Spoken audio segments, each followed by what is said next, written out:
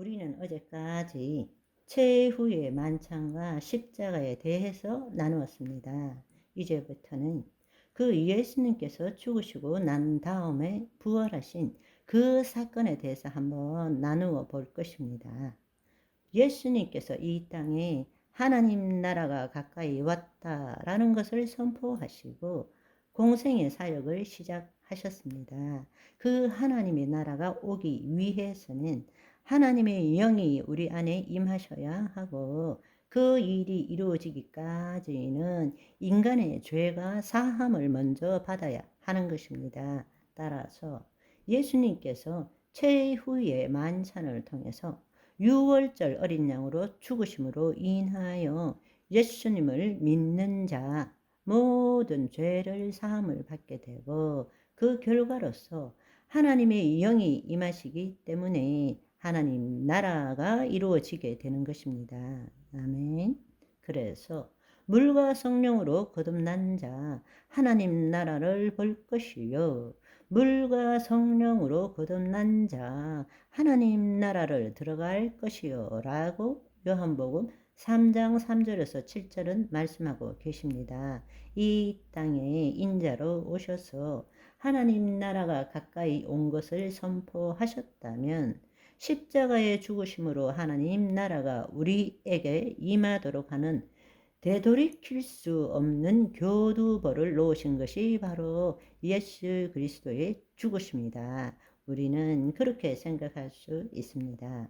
그러나 예수님께서 다 이루었다 하시고 죽으신 것만으로 예수님의 사역이 끝난 것일까요?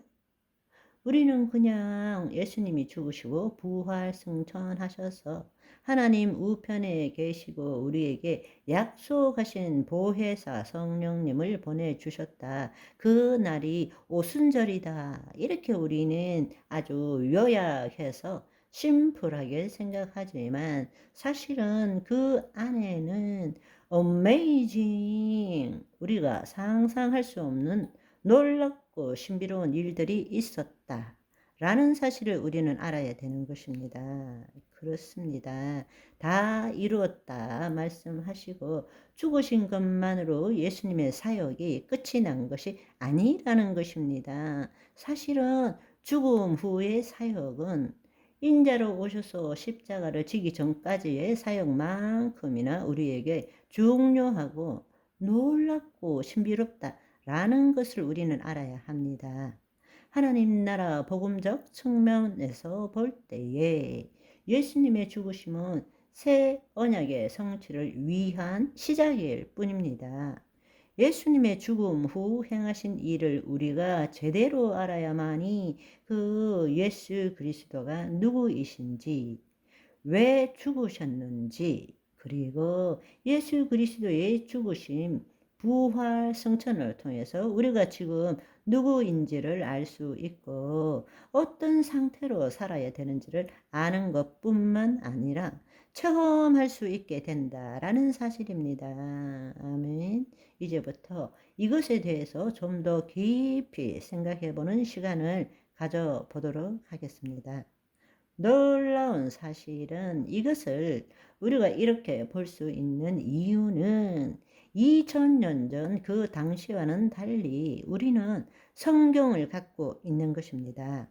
창세기와 요한계시록 전부를 보면서 구약의 계시와 예수 그리스도의 행하심과 그분께서 이루신 일의 그 의미를 성령의 조명하에서 우리는 통전적으로 보고 이해할 수 있기 때문에 그 일이 가능한 것입니다. 아멘.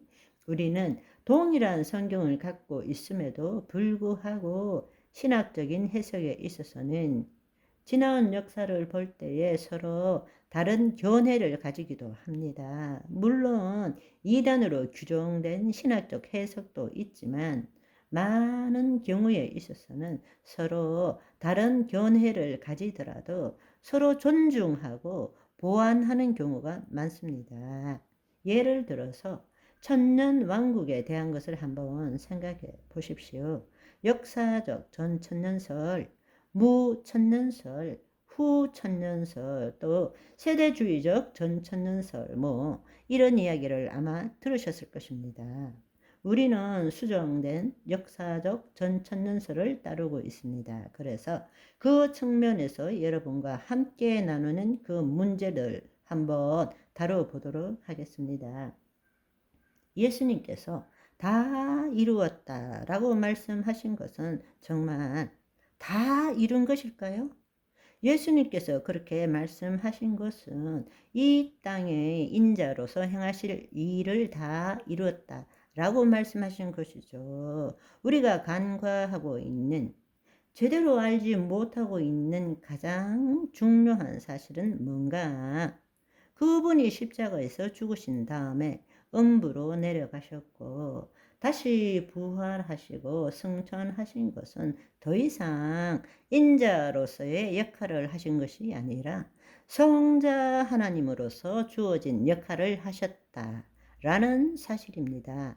다 이루었다라고 말씀하신 것은 인자로서 이 땅에 오셔서 하나님께서 허락하신 인자의 역할을 다 이루었다는 것이고, 죽으시고 난 다음에 부활 승천하실 때에는 인자로서가 아니라 성자 하나님, 삼위일체 하나님으로서 그 일을 행하셨다라는 사실입니다. 아멘. 그 사실을 우리가 기억해야 합니다. 그분은 타락한 인간의 죄를 대속하기 위해서 이 땅에 육신을 가지고 오신 것입니다. 그러나 그 일을 마치신 후에는 다시 성자 하나님으로 영원히 계시는 분이십니다.